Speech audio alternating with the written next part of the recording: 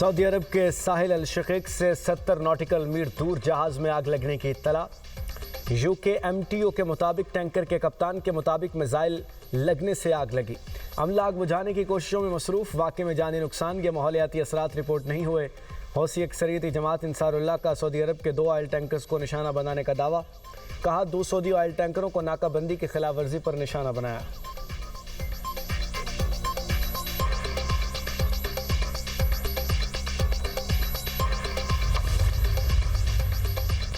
पाकिस्तान का सऊदी अरब की हिमायत में बड़ा ऐलान। सऊदी अरब के साथ तिजारत को निशाना बनाना या धमकियां देना नाकाबिल कबूल करार। सऊदी अरब की सलामती खुद मुख्तारी इलाकाई सालमियत के लिए पाकिस्तान की गैर मुतज़लज़ल हिमायत का यादा। तर्जुमान दफ्तर खारजा का कहना है कि यमन के हौसियों की जानिब से सऊदी अरब और बहरा हमर में तजारती जहाज़ रानी के खिलाफ धमाकों की शदीद मजम्मत करते हैं। पाकिस्तानी परचम बरदार जहाज़ों के खिलाफ जारहाना कार्रवाई को कौमी सलामती के लिए ख़तरा तस्वुर किया जाएगा।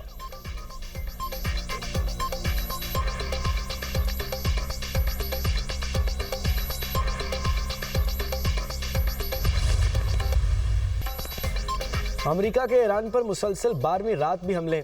ईरान के शहर हवाज के करीब अमेरिकी मिसाइल हमला। ईरानी मीडिया के मुताबिक ईरान के जनूबी इलाके सीरक में कई धमाकों की आवाज़ें सुनी गईं। इससे पहले अमेरिकी सदर ने ईरान में पुलों और बिजली घरों को निशाना बनाने की धमकी दी थी। अमेरिकी सदर ट्रंप ने कहा कि ईरान को अमेरिकी फौजियों की हलाकत पर भारी कीमत चुकाना पड़ेगी। ईरान को जौहरी हथियार हासिल करने नहीं दिए जाएंगे। ईरान बहरी जहाज़ों को हदफ न बनाए। तेहरान में भी तनसीबात को निशाना बनाया जाएगा। अमेरिकी अवाम ईरान के खिलाफ शुरू की गई जंग की मुखालफत नहीं कर रहे। तकरीब से खिताब में अमेरिकी सदर का कहना था कि ईरान मुआहदे के लिए तैयार नहीं लेकिन जल्द तैयार हो जाएगा। अमेरिकी सदर ट्रंप का दावा। तकरीब से खिताब में कहते हैं, हमें आबने हुर्मुज़ की ज़रूरत नहीं।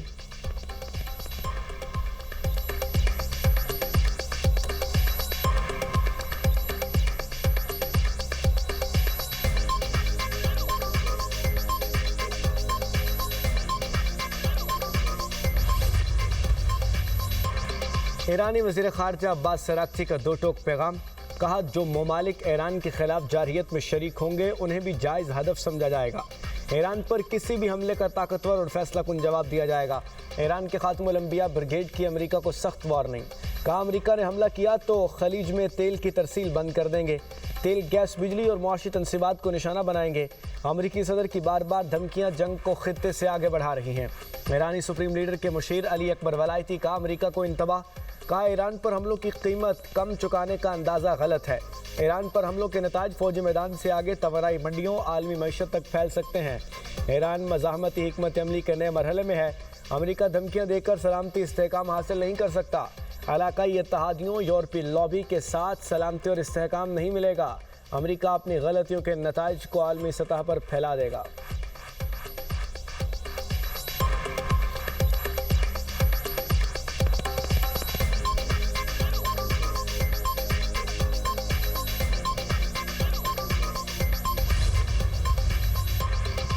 जंग पूरे खित्ते में फैलेगी या मुकम्मल ख़त्म हो जाएगी। स्पीकर ईरानी पार्लियामेंट बाकर कालिबाफ कहते हैं, हमारी सलामती महफूज न हुई तो किसी का इंफ्रास्ट्रक्चर नहीं बचेगा। खित्ते में अगर हम तेल फ़रोख्त नहीं कर सकते तो कोई भी तेल फ़रोख्त नहीं कर सकेगा। आबने हुर्मुज़ की सलामती अमरीकी अफवाज के बगैर ही मुमकिन है। तर्जुमान ईरानी वज़ारत ख़ारजा इस्माइल बकाई ने कहा, अमरीका साइंस तरक्की का दुश्मन है। मुल्क पर हर हमले का भरपूर जवाब देंगे। ईरानी नायब वज़ीर ख़ारजा काज़िम गरीब आबादी कहते हैं, अमरीका को कोई स्ट्रेटजिक कामयाबी हासिल नहीं हुई। अमरीकी इक़दामात ने आलमी अमन और सलामती को ख़तरे में डाल दिया है। यूरोप से तवक्को की जाती है कि वो सिफारतकारी के फ़रोग़ में कायदाना किरदार अदा करे।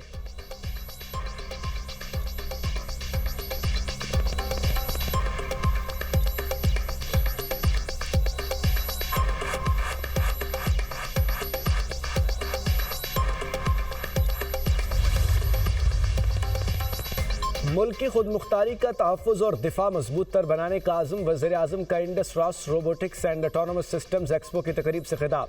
कहा दीगर ममालिक की टेक्नोलॉजी के मोहताज नहीं, अपनी तकदीर खुद लिखेंगे। पाकिस्तान जदीद टेक्नोलॉजी में दुनिया का मुकाबला करेगा। पाकिस्तान सिमुलेटर्स 100% और ड्रोन 60% खुद तैयार कर रहा है। पाकिस्तान को रोबोटिक्स और एआई का मरकज़ बनाना हमारा मकसद है। फील्ड मार्शल की क़यादत में मुसल्लह अफवाज ने जदीद टेक्नोलॉजी अपनाई। मार के हक़ में अफवाज ने जदीद टेक्नोलॉजी से सरहदों का मुअस्सर दिफा किया। जदीद टेक्नोलॉजी का इस्तेमाल वक्त की ज़रूरत है। आज मशीनें तेज़ी से फ़ैसले करके अमल दरामद करती हैं। तहकीक को आलमी मयार की टेक्नोलॉजी और आला रोज़गार में बदलेंगे। अनथक मेहनत से आइंदा नस्लों के लिए रोशन और खुशहाल पाकिस्तान बनाएंगे। वज़ीर-ए-आज़म का रोबोटिक्स और ऑटोनोमस सिस्टम्स की तरक्की के लिए स्पार्क एंड एलिवेट प्रोग्राम के आगाज़ और $20 मिलियन का पाकिस्तान वेंचर फंड कायम करने का ऐलान। Indus robotics and autonomous systems expo की तकरीब, फील्ड मार्शल आसिम मुनीर की भी शिरकत। हुक्काम ने ब्रीफिंग दी।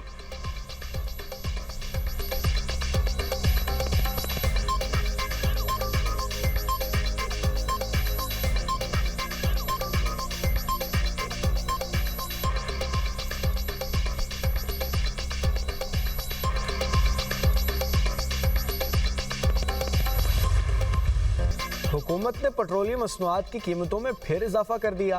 पेट्रोल ₹6.39 फ़ी लीटर महंगा हो गया।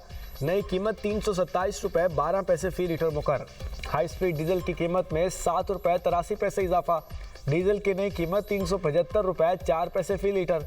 नई कीमतें आज के लिए नाफिजुल अमल।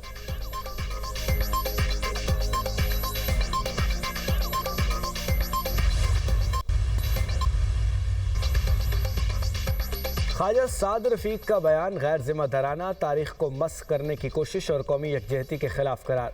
शर्जील मेमन कहते हैं ख्वाजा साद रफ़ीक सियासी दिवालियापन और इखलाकी अफलास का शिकार है। तंजिया जुमलों से तारीख बदली जा सकती है और न ही अवाम की राय। सकूत ढाका पाकिस्तान की तारीख का एक अलमनाक सानहा है जिसके ज़ख्म आज भी पूरी कौम के दिलों में ताज़ा हैं। ऐसे हसास कौमी अलमिये को सियासी पॉइंट स्कोरिंग के लिए इस्तेमाल करना कौम के ज़ख्मों पर नमक पाशी के मुतरादिफ है।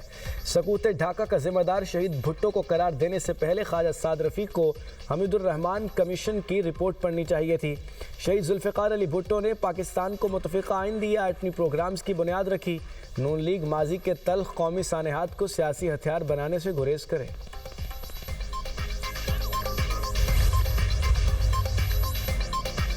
पेट्रोल पंप ऑनर्स एसोसिएशन और डीलर्स एसोसिएशन का हड़ताल मौखर करने का ऐलान।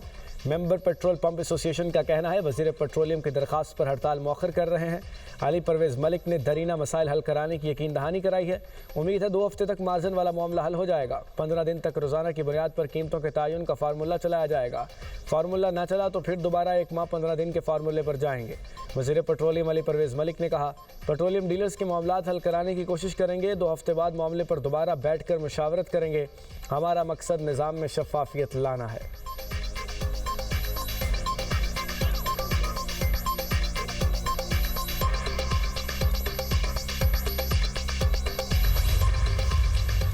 मॉनसून बारिशों का जोरदार स्पेल। लाहौर में बादल खूब बरसे। लक्ष्मी चौक में सबसे ज़्यादा 123 मिलीमीटर बारिश रिकॉर्ड। पानी वाला तालाब में 122, चौक नाखुदा में 106 मिलीमीटर बारिश।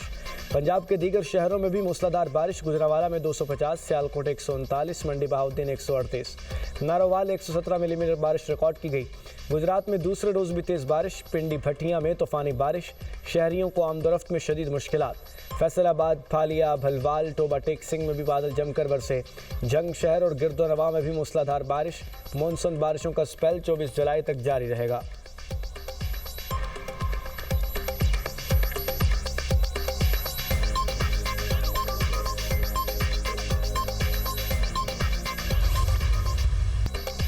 पंजाब में बारिशों के बायस छतें गिरने और दीगर हादसात में 12 अफराद जान से गए। गुजरावाला में बारिश के बायस हादसात में 7 अफराद जान की बाजी हार गए। मुतअद्दिद जख्मी। लाहौर में भी बारिश से रायवंड के इलाके कोट बाबू खान में घर की छत गिर गई। मलबे तले दबकर एक शख्स दम तोड़ गया, 3 जख्मी। गुजरात और साहिवाल में भी छतें गिरने से खातून समेत 2 अफराद चल बसे। वज़ीर पंजाब का बारिशों के दौरान कीमती इंसानी जानों के ज़िया पर इजहार अफसोस। सोगवार ख़ानदानों से इजहार हमदर्दी और ताज़ियत। मरीम नवाज़ की आवाम से बारिशों के दौरान एहतियाती तदाबीर अपनाने की अपील।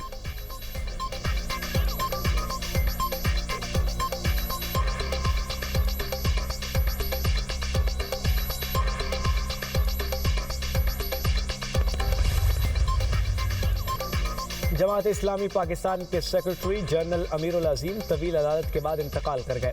अमीरुल अजीम कैंसर के बायस लाहौर के निजी अस्पताल में ज़ेरे इलाज थे। अमीरुल अजीम इस्लामी जमीयत तलबा के नाज़िम आला भी रहे। नमाज जनाजा आज शाम 5 बजे मंसूरा में अदा की जाएगी।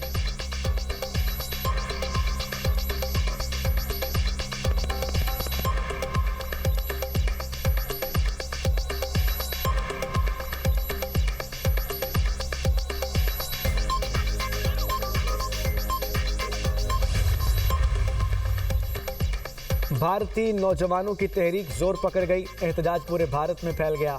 नाम नेहाद जमहूरियत का चेहरा आश्कार हो गया। भारतीय पुलिस ने मुजाहिरीन को शदीद तशद्दुद और गोलियों का निशाना बनाया। मोदी की शफ़ाक़ियत और तालीमी निज़ाम में बेज़ाब्तगियों पर नौजवानों का मोदी और वज़ीर तालीम से इस्तीफ़े का मुतालबा। कॉकरोच जनता पार्टी के बानी अभिजीत धिक्के का एहतजाज जारी रखने का ऐलान। कहा मासूम बच्चों और ख़वातीन पर दिल्ली पुलिस की बर्बरियत शर्मनाक है। भारतीय अपोजिशन रहनुमा राहुल गांधी की भी मुजाहिरीन के खिलाफ तशद्दुद की मजम्मत। न्यूयॉर्क टाइम्स के मुताबिक एहतजाज में शामिल 60 से ज़ायद अफराद गिरफ्तार। 2 अस्पतालों में 100 से ज़ायद जख्मी ज़ेरे इलाज। इंसानी हकूक़ की तंजीमों की भी एहतजाज के दौरान भारतीय पुलिस की शफ़ाक़ियत पर तनकीद।